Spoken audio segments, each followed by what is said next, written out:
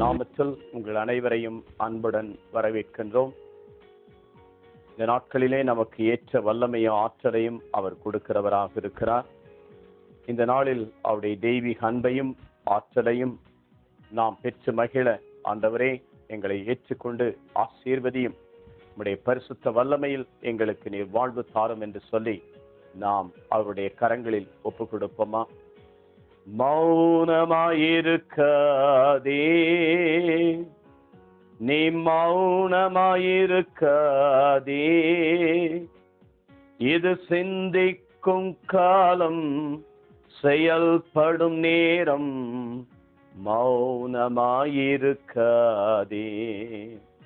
இது சிந்திக்கும் காலம், செயல்படும் நேரம்.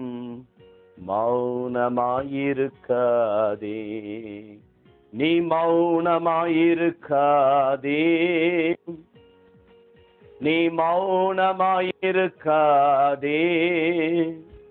இது சிந்திக்கும் காலம், செயல்படும் நேரம். மௌனமாயிருக்காதே, இது சிந்திக்கும் காலம், செயல்படும் நேரம்.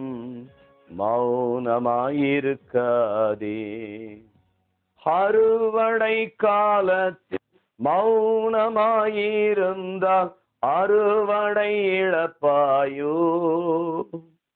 அறுவடை காலத்தில் மௌனமாயிருந்தால் அறுவடை இழப்பாயோ?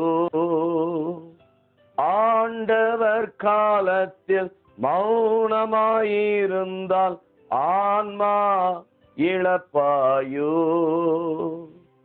இது சிந்திக்கும் காலம், செயல்படும் நேரம். மௌனமாயிருக்காதே, இது சிந்திக்கும் காலம், செயல்படும் நேரம். மௌனமாயிருக்காதே, நீ மௌனமாயிருக்காதே, நீ மௌனமாயிருக்காதே, இது சிந்திக்கும் காலம், செயல்படும் நேரம். மௌனமாயிருக்காதே, இது சிந்திக்கும் காலம், செயல்படும் நேரம். மௌனமாயிருக்காதே, ஏற்ற காலத்தில் மௌனமாயிருந்தால் ஆண்டவர் குரல் கேட்காதே. ஏற்ற காலத்தில் மௌனமாயிருந்தால் ஆண்டவர் குரல் கேட்காதே. மீட்பின் காலத்தில் மௌனமாயிருந்தால் ஆண்டவர் துணையை இழப்பாயோ? மீட்பின் காலத்தில் மௌனமாயிருந்தால் ஆண்டவர் துணையை இழப்பாயோ? இது சிந்திக்கும் காலம், செயல்படும் நேரம். மௌனமாயிருக்காதே, இது சிந்திக்கும் காலம், செயல்படும் நேரம். மௌனமாயிருக்காதே, நீ மௌனமாயிருக்காதே, நீ மௌனமாயிருக்காதே, இது சிந்திக்கும் காலம், செயல்படும் நேரம். மௌனமாயிருக்காதே, இது சிந்திக்கும் காலம், செயல்படும் நேரம். மௌனமாயிருக்காதே, நீ மௌனமாயிருக்காதே, நீ மௌனமாயிருக்காதே, இது சிந்திக்கும் காலம், செயல்படும் நேரம். மௌனமாயிருக்காதே. ஆம் தந்தையே, இந்த அறுவடை காலத்திலும் மீட்பின் நாட்களிலும் நீர் அழைக்கும் குரலுக்கு நாங்கள் செய்யமெடுத்து உம்முடைய சப்தத்தை கேட்கவும் இதன் வழியா எங்களுடைய வாழ்விலும் குடும்பத்திலும் நீர் செயல்படுத்தியறலும் உம்முடைய ஆறுதலை எங்களுக்கு தாரும். உம்மை நோக்கி நாங்கள் பார்க்கிறோம். என்று எங்களுக்கு வேறு வாழ்வில்லை என்பதை உணர்ந்து உமது கரங்களில் எங்களை தாழ்த்தி அர்ப்பணிக்கிறோம். பரிசுத்தமாக புனிதப்படுத்தீர். இயேசு ரட்சகருடைய நாமத்தில் ஜெபிக்கிறோம் எங்கள் நல்ல தகப்பனே, ஆமென். எனக்கு அருமையான சகோதர சகோதரிகளே, ஆண்டவருடைய தெய்வீக அன்பை நாம் சுவைப்பதற்காக இந்த நாளிலே நமக்கு அழைப்பு விடுக்கப்படுகிறது. இதனால் 2 கொரிந்தியர் புத்தகம் 5வது அதிகாரத்திலே 14 14 18 இறை வசனங்களுக்கு நாம் செய்யும்படுப்போம். 2 கொரிந்தியர் புத்தகம் 5வது அதிகாரம் 14 17 இறை வசனங்கள். கிறிஸ்துவின் பேரன்பே எங்களை ஆட்கொள்ளுகிறது. ஏனெனில் ஒருவர் அனைவருக்காக இறந்தார். ஒருவர் அனைவருக்காக இறந்தார். அனைவரும் அவரோடு இறந்தனர். அது நமக்கு தெரியும். வாழ்வோர் இனி தமக்கென வாழாமல் தமக்காக இறந்து உயிர்த்தெழுந்தவருக்காக வாழ வேண்டும் என்பதற்காகவே அவர் அனைவருக்காக இறந்தார். ஆகவே இனிமேல் நாங்கள் எவரையும் மனித முறைப்படி மதிப்பிடுவதில்லை. முன்பு நாங்கள் கிறிஸ்துவையும் மனித முறைப்படிதான் மதிப்பிட்டோம். ஆனால் இப்போது அவ்வாறு செய்வதில்லை. எனவே ஒருவர் கிறிஸ்துவோடு இணைந்திருக்கும் போது அவர் புதிய படைப்பாக மாறுகிறார். பழையன கழிந்து புதியன புகுந்தன அன்றோ? இவை யாவும் கடவுளுடைய செயலே. அவரே கிறிஸ்து வழியாக நம்மை தம்மோடு ஒப்புரவாக்கினார். ஒப்புரவாக்கும் திருப்பணியும் நமக்கு தந்துள்ளார். எனக்கு அருமையானவர்களே, பொதுவாக நாம் மனித முறைப்படிதான், the human standard or the worldly standard, உலக கண்ணோட்டத்தின்படி அல்லது மனித எண்ணத்தின்படிதான் நாம் எப்போதும் எதையுமே மதிப்பிடுகிறோம். ஆனால் நாம் அப்படி மதிப்பிடாமல் நமக்காக வாழ்ந்து நமக்காக மரித்து உயிர்த்த கிறிஸ்துவின் எண்ணத்தின்படி நாம் மதிப்பிட்டோம் என்றால் நம்முடைய வாழ்க்கை நிறைவுள்ளதாக இருக்கும். ஆகவே நாம் மனித முறைப்படி மதிப்பிடாமல் நமக்காக உயிர்த்த கிறிஸ்துவின் மதிப்பீடுகள் படி நாம் மதிப்பிட அழைக்கப்படுகிறோம். பொதுவாக ஒரு துன்பம் நடக்கிறது என்றால், ஒரு வேதனை உண்டாகிறது என்றால், பிரச்சனைகள் உண்டாகிறது என்றால் நாம் என்ன சொல்லுகிறோம்? கடவுள் என்னை சோதிக்கிறார், கடவுள் எனக்கு இந்த துன்பத்தை கொடுத்து விட்டார், நான் என்ன தப்பு செய்தேன், நான் என்ன தவறு செய்தேன், யாருக்கு தீங்கு செய்தேன், நல்லதுதானே செய்தேன். அப்படி இருக்கும்போது கடவுள் ஏன் என்னை கைவிட்டார்? ஆண்டவர் நம்மை சோதிப்பது போல நாம் நினைக்கிறோம், நமக்கு துன்பத்தை கொடுப்பது போல நாம் நினைக்கிறோம். அவ்வாறு அவர் செய்வதில்லை. இதை யாக்கோபு புத்தகம் 1 அதிகாரத்திலே 12வது வசனம் சொல்லுகிறது. துன்பம் கடவுளிலிருந்து வருகிறது என்று யாரும் சொல்லக்கூடாது. யாரையும் அவர் தீமை புரிய அவர் சோதிப்பதில்லை. அவர் தீமை புரிய யாரையும் அவர் சோதிப்பதில்லை. ஏனென்றால் அவர் நமக்கு வாழ்வு கொடுக்க வந்தார். நம்மை தீர்ப்பிட அவர் வரவில்லை. He came to save us, not to condemn us. நமக்கு தண்டனை தீர்ப்பு கொடுக்க அல்ல, அவர் வழியாக மிக்கதான் தந்தையாக இறைவன் நம்மத்திலே அனுப்பினார். அப்படி இருக்கும்போது நாம் இனிமேல் மனித முறைப்படி மதிப்பிடாமல், உலகத்தின் முறைப்படி உலக கண்ணோட்டத்தின்படி நாம் முறைப்படி நாம் மதிப்பிடாமல் நமக்காக மரித்து உயிர்த்த கிறிஸ்துவின் எண்ணத்தின்படி நாம் மதிப்பிட அழைக்கப்படுகிறோம். அன்புக்குரிய சகோதர சகோதரிகளே, பாருங்கள், எந்த ஒரு நிலையிலும் நாம் மனித எண்ணத்திலே நாம் செயல்படுகிறவர்களாக. ஆகவேதான் எஸ்ஐயா புத்தகம் 55வது அதிகாரம் 8ஆம் வசனத்தில் என்ன சொல்ல, உங்களுடைய எண்ணங்கள் என்னுடைய எண்ணங்கள் அல்ல. Your thoughts are not my thoughts. Your ways are not my ways. உங்களுடைய வழிகளும் என்னுடைய வழிகள் அல்ல. வானுக்கும் பூமிக்கும் எவ்வளவு தொலைவு இருக்கிறதோ அவ்வளவு தொலைவு இருக்கிறது உங்களுடைய எண்ணங்களும் என்னுடைய எண்ணங்கள், உங்களுடைய வழிகளும் என்னுடைய வழிகள். அப்ப நம்ம ஆண்டவருடைய எண்ணத்தையும் சிந்தனையை நாம் கொண்டிருக்க வேண்டும். இதான் பிலிப்பியர் 2:5 கிறிஸ்து இயேசுவில் இருந்த மனநிலை உங்களில் இருப்பதாக. Have the same mind what we have in Jesus Christ. கிறிஸ்து இயேசுவில் இருந்த மனநிலை தான் உங்களிலும் என்னிலும் இருந்தது என்றால் நம்முடைய மதிப்பீடுகள் அவருடைய கண்ணோட்டத்தில் அமை. பாருங்கள், இயேசு வாழ்ந்த நாட்களிலே அங்கிருந்த பரிசேயர்களும் சரி, யூதர்கள் தலைவர்களும் சரி, முப்பர்களும் சரி, இந்த பெண் விபச்சாரத்தில் பிடிபட்டால் இவளை கல்லால் எறிந்து கொள்ள வேண்டும். யோவான் 8வது அதிகாரத்திலே நாம் பார்க்கும், இவளை கல்லால் எறிந்து கொள்ள வேண்டும். இது மோசேயினுடைய சட்டம். சொல்வது ஒருவேளை சரியாக தான் இருக்கலாம் அவருடைய சட்டத்தின்படி, ஆனால் இரக்கத்தின்படி அது சரியல்ல. ஆண்டவருடைய பார்வையின்படி அது சரியில்லை. உங்களில் பாவம் இல்லாதவன் அவள் மீது கல்லெறியட்டும். இதுதான் ஆண்டவருடைய பார்வை. அதனால் அந்த பெண் எந்த வேணாலும் செய்ய வேண்டாம் என்று ஆண்டவர் அனுமதிக்கவில்லை. அவர் சொல்லிவிட்டார். எங்கே அவர்? Where are they? நான் உன்னை தீர்ப்பிடவில்லை. I came to save you.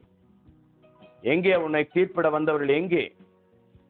நான் உன்னை தீர்ப்பிடேன், ஆனா இனி பாவம் செய்யாதே. Do not sin again once more. இனி பாவம் செய்யாதே. யோவான் 5:11 பார்க்கும். அந்த தேவாலயத்தில் சந்தித்த அந்த மனிதன் குணம் பெற்ற போது சொன்னதேன், இனி கேடானது எதுவும் நேராதபடி பாவம் செய்யாதே. அன்புக்குரிய சகோதர சகோதரிகளே, இது ஆண்டவருடைய கண்ணோட்டம். அவர் இரக்கத்தின் பார்வையில இருக்கிறார், மன்னிப்பின் பார்வையில இருக்கிறார், உண்மையின் பாதையில் இருக்கிறார், உண்மையின் கண்ணோட்டமாய் இருக்கிறார். ஆனால் நாம் நம்முடைய மனித பலவீனத்திலும் எண்ணங்களிலும் சிந்தனைகளில் செயல்படும். நாம் நல்லது நாம் நினைக்கிறோம், இல்லை என்று சொல்லவில்லை. ரோமர் புத்தகம் 7வது அதிகாரம் 14-21 வசனங்களை வாசித்து பாருங்கள்.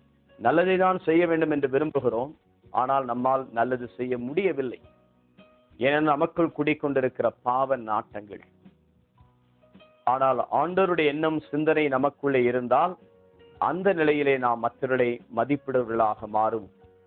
அதற்குத்தான் அவர் எதற்காக அவர் ஒருவராக நமக்காக மரித்தார். நம் அனைவருக்காக ஒருவர் மரித்தார். பல பேர் மரிக்கவில்லை, நாம் பலராயிருக்கும். The world is filled with the people of God. எல்லாம் கடவுளுடைய பிள்ளைகள் தான். இந்த ஜாதி மதம் இனம் என்றெல்லாம் இல்லை. நாம் எல்லாருமே கடவுளுடைய பிள்ளை. நாம் அனைவருக்காக அவர் ஒருவர் தான் மரித்தார். அவருடைய மரிப்பு ஏனென்றால் மாசற்றவர். 1 யோவான் கடிதம் 2வது அதிகாரம் 1 வசனம் என்ன சொல்லுகிறார்? இதோ உனக்காக பரிந்து பேச, தந்தையிடத்திலே பரிந்து பேசுவதற்காக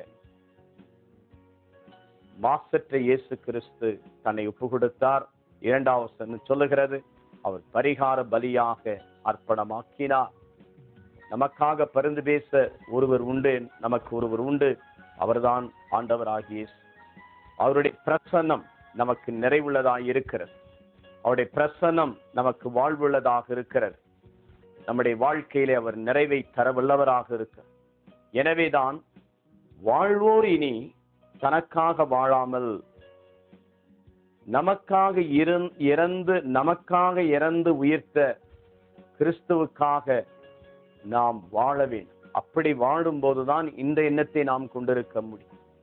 நமக்காக இறந்து மரித்து உயிர்த்த வாழ்கிற கிறிஸ்துவுக்காய் நாம் வாழ வேண்டும்.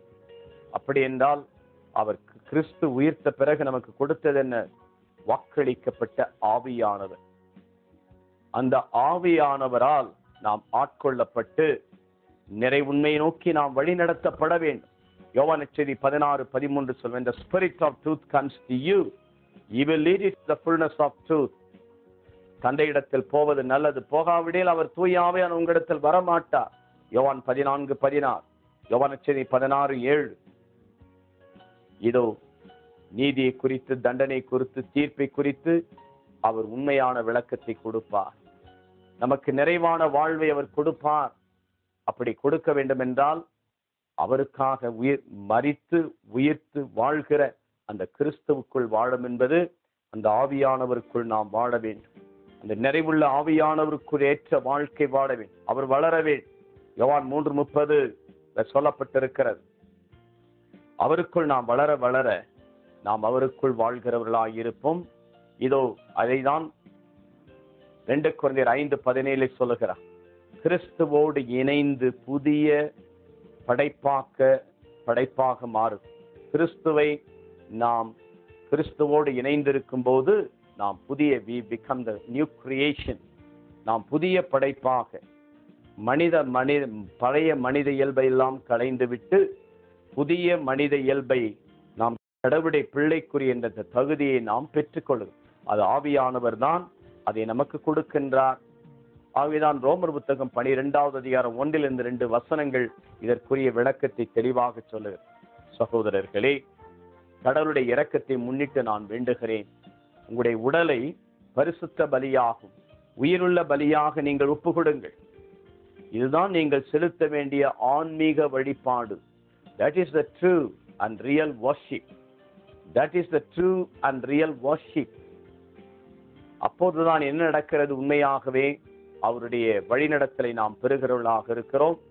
அதிலே நாம் இந்த உலகின்படி 2வது வசனத்தில் என்ன சொல்லப்பட்டிருக்கிறது? இந்த உலகின் போக்கின்படி நீங்கள் உலகாதீர்கள். Do not follow, do not conform to this world. இந்த உலகத்தின் போக்கின்படி உழுகாதீர்கள். அப்ப நாம் உலகின் போக்கின்படி உழுக மாட்டோம். மாறாக நம்முடைய உள்ளம் புதுப்பிக்கப்படும். நாம் கிறிஸ்துவுக்குள் இணைந்து புது படைப்பாக மாறுகிறோம் என்றால் என்ன நடக்கிறது? நாம் புதிய படைப்பாக மாறுகிறோம். நம்முடைய உள்ளம் புதுப்பிக்க பெற்று உள்ளம் மாற்றம் அடைகிறது. We become the new creation. நாம் மாற்றமடைந்து என்ன கடவுளுடைய பிள்ளைகளாக மாறுகிறோம். புதிய படைப்பாக மாறுகிறோம். பழைய மனித இயல்பெல்லாம் களையப்படுகிறது. நாம் புதுப்பிக்கப்பட்டு மாற்றம் அடையும் போது we come to know the will of God. கடவுளுடைய திருவுளம் எது உகந்தது, எது நல்லது, எது உகந்தது, எது நிறைவானது, ரொம்ப முக்கியம். we come to know what is good, what is the best.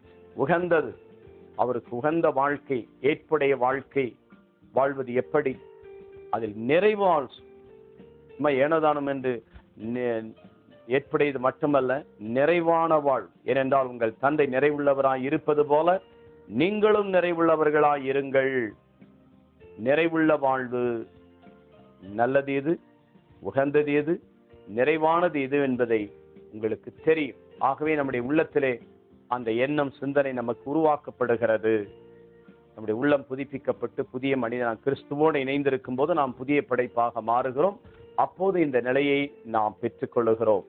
என கருமையான சகோதர சகோதரி, உயிர்த்த கிறிஸ்து நமக்குள்ளே வரும்போதுதான், அவருக்காக வாழும்போதுதான் நாமும் அவரை போல மரித்து நாம் உயிர்த்தெழ வேண்டும். அதை தான் என்ன சொல்லப்பட்ட ரோமர் 8:11 சொல்லப்பட்டிருக்கிறது.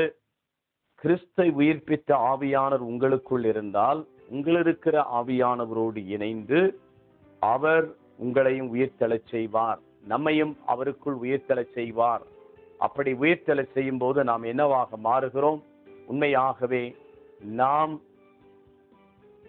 அவருடைய எண்ணங்களையும் சிந்தனைகளையும் கொண்டு நாம் புதிய படைப்பாக மாறும். நம்முடைய பார்வையும் இரக்கத்தை சார்ந்ததாக, மன்னிப்பை சார்ந்ததாக, அன்புக்குரியதாக இருக்கும், பரிவுக்குரியதாக இருக்கும், மகிழ்ச்சிக்குரியதாக இருக்கும், சமாதானத்துக்குரியதாக இருக்கும். நம்முடைய வாழ்வு மனித முறைப்படி மதிப்பிடாமல் நாம் ஆண்டவராகிய இயேசு கிறிஸ்து எப்படி மதிப்பிட்டாரோ, எப்படி வழிநடத்தினார், நல்லோர் மேலும் தீயோர் மேலும் தன் கதிரோனை உதிக்கச் செய்கிறார், நீதி உள்ளோர் மேலும் நீதியற்றோர் மேலும் தன்னுடைய மழையை பொழிந்தது போல மத்தேயு 5:44 நாம் பார்க்கிறோம். நம்முடைய வாழ்விலும் எந்த ஒரு நிலையிலும் பக்குவத்தோடு வழிநடத்தப்பட நாம் ஆண்டவருடைய முறைப்படி நாம் மதிப்பிடுகிறவர்களாக நாம் மாறுவோம். அப்படி மாறும்போது நம்முடைய வாழ்க்கையிலே நாம் மாமிச இயல்புகளை எல்லாம் கலைந்து ஆவிக்குரிய இயல்பிலே நாம் நிறைவை நோக்கி பயணம் செய்வோம். இப்படி நாம் நிறைவை நோக்கி செல்ல செல்ல, நம்முடைய வாழ்வு நிறைவை நோக்கி செல்ல செல்ல, நம்முடைய வாழ்வு என்றும் நிறைவையும் அமைதியும் ஆசீர்வாதத்தை நாம் பெற்றுக்கொள்வோம். அப்போதுதான் வாழ்வோர் இனி நமக்காக வாழ்வதில்லை.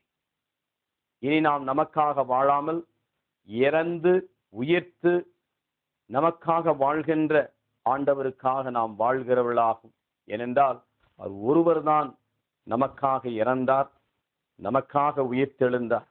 அதே ஆண்டவர் இயேசு எனக்குள்ளே அந்த உயிர்ப்பின் ஆவியை கொடுக்கும்போது என்னுடைய இறப்பெல்லாம், இறப்பின் செயல்கள் எல்லாம், மாமிச இயல்பெல்லாம் இறந்து ஆவிக்குரிய இயல்பிலே நாம் உயிர்த்தெழுந்து நாம் கடவுளுடைய மதிப்பின்படி, அவருடைய எண்ணத்தின்படி நம்முடைய பார்வை அமையும்.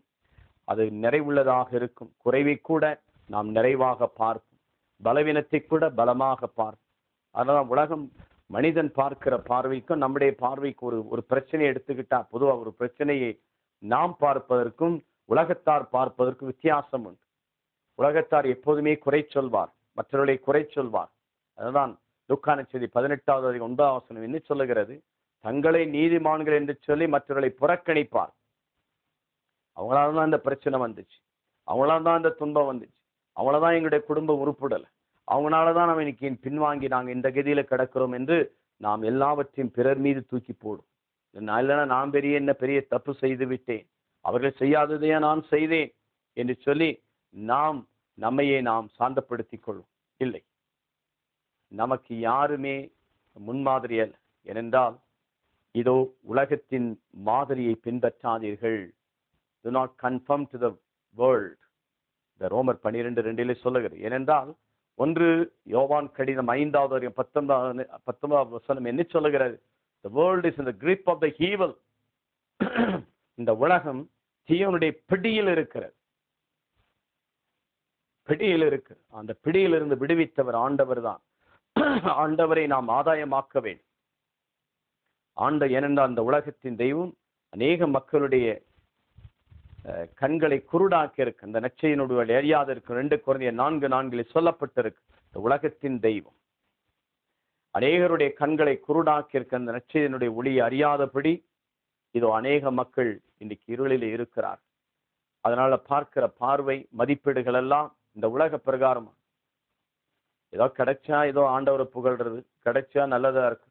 அப்புறம் அநேக நேரங்களிலே நாம் வேதனையும் துன்பமும் குறை சொல்வதும் பிறரை குற்றம் சாட்டுவதும், தன்னுடைய வாழ்க்கையிலே நாம் பிறரை சார்ந்திருப்பதும், இறைவனையை சார்ந்து அவரையே நம்பி அவருக்குள் குறைவை கூட நிறைவை காணத்தக்கதான, குறைவை கூட நாம் நிறைவுள்ளதாக இருக்கத்தக்கதான ஒரு வழிநடத்தலை பெற்றுக்கொண்டோம் என்றால் இதோ நாம் மனித மதிப்பிடாமல் நம்முடைய துன்பங்கள், துயரங்கள், பிரச்சனைகள் நம்முடைய வாழ்வில் இருப்பதையும் பிறருடைய வாழ்க்கையிலும் நாம் குறைவை கூட நிறைவாய் காண்போம், பலவீனத்தை கூட பலமாய் பார்ப்போம், பரிசுத்தமில்லாதை கூட பரிசுத்தமாய் நாம் காண்போம், அன்பில்லாத ஒரு இடத்தில் கூட அன்பை நாம் விதைக்கிறவர்களாக மாறுவோம்.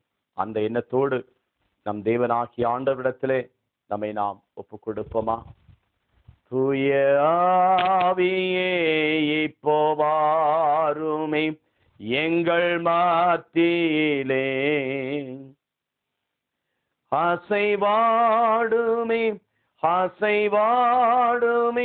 எந்தன் வாழ்விலே, உடைத்திடுமே ஒரு மாற்றுமே பொது வாழ்வு தாருமே. என்னை உடைத்திடுமே ஒரு மாற்றுமே பொது வாழ்வு தாருமே. எனக்கு பொது வாழ்வு தாருமே. இந்த வேளையிலே நம்முடைய எண்ணங்கள் மாறும்படியாகும், நம்முடைய மதிப்பீடுகள் ஆண்டவருடைய மதிப்பீடுகளாகும். நாம் கடவுளுக்கு ஏற்புடையதாக மாற நம்முடைய எண்ணங்களை ஆண்டவரிடத்தில் ஒப்பு கொடுத்து செபிப்போமா? எங்கள் நல்ல தகப்பனே, நீர் எங்களுடைய தகப்பனாயிருக்கு. கிறிஸ்துவோடு இணைந்திருக்கும் நீங்கள் புதிய படைப்பாக மாறில் பழையன கழிந்து போகும், இதோ நீங்கள் புதிய படைப்பாக இருக்கிறீர்கள் என்று சொன்னீர். நாங்கள் புதிய மனிதர்களாய், புதிய ரசமாய், புதிய வாழ்வாய், புதிய மக்களாய் உங்கள் புதுப்பித்துக் கொள்ள எங்களுக்கு அருள்தார். உம்மை நோக்கி பார்க்கிறோம், உம்மை நோக்கி நாங்கள் சந்திக்கிறோம். உம்முடைய தெய்வீக உறவுக்குள்ளே எங்களை வைத்து நீர் மறைத்துக்கொள். உமது ஆவியானவரை நீர் அனுப்பும். உமது வல்லமையை கொடுத்து ஒவ்வொருவரையும் புனிதப்படுத்தியர் பரிசுத்தமாக்கும். நீரே வழி நடத்தும். உமது அன்பினால் நீர் எங்களை நிரப்புவீராக. உமது கிருபை எங்களை மூடி மறைத்துக் கொள்ளும்படி செய்து அப்பா உமக்கு நன்றி செலுத்து. நீர் எங்களுக்கு நிறைவளிக்க உமது வாழ்வை எங்களுக்கு நிறைவாய்த்தார். ஆசீர்வதித்து காத்துக்கொள். எல்லா பலவீனங்களிலிருந்து எங்களை பாதுகாத்து எப்பொழுதும் உலகத்தை குறையாக, மற்றவர்களை குறையாக, பலவீனமாக இந்த உலகத்தின் பார்வையோடு நாங்கள் வாழ்ந்து கொண்டிருக்கிற சூழ்நிலைகள் மத்தியிலே நீர் எங்களுக்கு விடுதலைத்தார். நீர் எங்களை பரிசுத்தமாக புனிதப்படுத்தி காத்தரு. உடைய தெய்வீக வல்லமை இறங்கற்று. உடைய ஆசீர்வாதம் இந்த நேரத்தில் நிறைவேறுவதாக நீர் எங்களை காத்துரட்சி. அப்பா, எங்கள் இருக்கிற குறைகளெல்லாம் உடைய கரங்களில் ஒப்பு கொடுக்கும். எது நல்லது, எது உகந்தது, எது நிறைவானது என்பதை உள்ளம் புதுப்பிப்பதன் வழியாய், அர்ப்பணிப்பதன் வழியாய் எங்களுக்கு பெற்றுத்தார். உடைய தெய்வீக கரங்களில் ஒப்பு கொடுக்கும். பரிசுத்தமாக நீர் புனிதப்படுத்தி காத்தரு. உடைய தெய்வீக கரங்களில் தாழ்த்தி ஒப்பு கொடுக்கும். விடுதலைத்தார். ஆண்டவரே, உமது ஆவியானவர் எங்களை பொறுப்பெடுத்துக் கொண்டு நிறைவுள்ள ஆவியானவர் வரும்போது குறைவுள்ளதெல்லாம் மறைந்து போகும் என்று சொன்னேன். என்னுடைய வாழ்வில் இருக்கிற குறைகளை எல்லாம் எடுத்து போடும். புனிதப்படுத்தி காத்துக்கொள். பரிசுத்தமாக்கும். எல்லாவற்றையும் உடைய அன்பின் கரங்களிலே தாழ்த்தி அர்ப்பணித்து ஜெபிக்கிறோம். அப்பா, நோய்களை சுமந்திருக்கிற மக்களை பாரும்.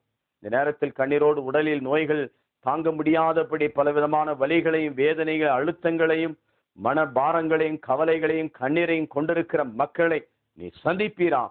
இது இந்த வார்த்தையுடைய உள்ளத்தை தொடுவதா, இப்பொழுதே ஒரு தீமைகள் விலகுவதா. நீர் இதோ அந்த காற்றை கடிந்து கொண்டது போல, ராயப்பருடைய மாமையருடைய காய்ச்சலை கடிந்து கொண்டது போல இதோ இவர்களுடைய நோய்கள் எல்லாம் கடிந்து வெளியேற்றுகிறோம்.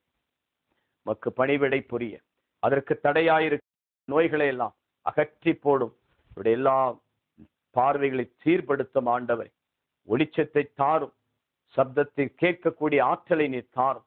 உடல் வேதனைகள் நீக்கப்படுவதா, தீராத வழிகள் நீங்குவதா, கட்டிகள் மறைவதா. இப்பொழுது யார் நினைத்து ஜெபிக்கிறார்கள் அது வல்லமை இறங்கி அவருடைய மத்தியில ஒரு பெரிய அதிசயத்தை செய்வதற்கு நான் அதிசயம் காண பண்ணுவேன் என்று சொன்னேன். எகிப்தியர் மேல் வந்த இந்த வாதை உங்கள் மத்தியிலே வராது, நானே உங்களை குணமாக்குற தேவன் என்று சொன்னீரேன். இவர்களை தொட்டு சுகமாக்குவதற்காய் நன்றி. காத்தருள். இவர்களை தொட்டு இந்த நேரத்தில் ஆசிரும். குடும்ப சமாதானத்தை தார். குடும்ப வறுமையும் வெறுமையும் கடன் தொல்லைகள் பாரங்கள் நிம்மதி இல்லாமல் புரிந்து கொள்ள முடியாதபடி ஒற்றுமை இல்லாமல் இருக்கிற எல்லா குடும்பங்களை இந்த நேரத்திலே தொடும். பலவீனங்களுக்கு அடிமையாயிருக்கிறவர்களை காத்தருள். பரிசுத்தமாக புனிதப்படுத்தி காத்தருள். நீர் விடுதலை தருவதற்காய் நன்றி செலுத்துகிறோம். பரிசுத்தமாக்கும் எல்லாவற்றையும் இயேசுவின் கிறிஸ்துவின் நாமம் பிதா சுதன் பரிசுத்த ஆவிதாமே நிறைவாய் காத்து வழிநடத்துவாராக. ஆமென்.